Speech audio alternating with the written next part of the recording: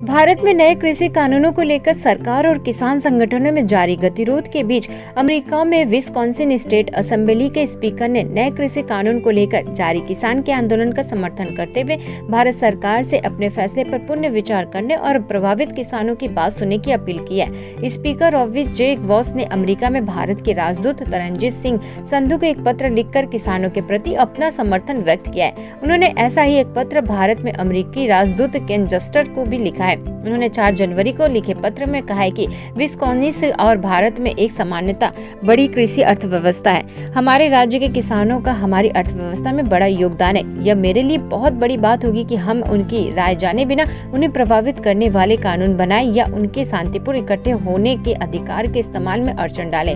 Was ने कहा है कि उम्मीद करता हूँ कि भारत के प्रधानमंत्री नरेंद्र मोदी की सरकार अपने फैसले पर पुनः विचार करेगी और किसान के साथ बैठकर उनकी चिंताएं सुनेंगी। विदेश मंत्रालय के प्रवक्ता अनुराग श्रीवास्तव ने पिछले महीने भारत में किसानों के प्रदर्शन पर विदेशी नेताओं और राजनेताओं की टिप्पणियों पर कहा था कि वह बिना पूर्ण जानकारी के बयान दे रहे हैं। ऐसी टिप्पणियां अनुचित है, खासकर जब यह एक लोकतांत्रिक देश का आंतरिक मामला है। गौरतलब है कि भारत में 3 नए कृषि कानूनों को रद्द कराने पर अड़े किसान इस मुद्दे पर मोदी सरकार के साथ आर पार की लड़ाई का ऐलान कर चुके हैं। इसके लिए दिल्ली की सीमाओं पर किसानों का आंदोलन आज 42वें दिन भी जारी है। केंद्र सरकार इन कानूनों को जहां कृषि क्षेत्र में बड़े सुधार के तौर पर पेश कर रही है, वही प्रदर्शन कर रहे किसानों ने आशंका जताई है कि नए कानून से एमएसपी और मंडी व्यवस्था खत्म हो जाएगी और वे बड़े कॉर्पोरेट पर निर्भर हो जाएगी। बता दें कि किसान हाल ही में बनाए गए 3 नए कृषि कानूनों the products trade and commerce act 2020, the farmers agreement on price association and farm services act 2020 और द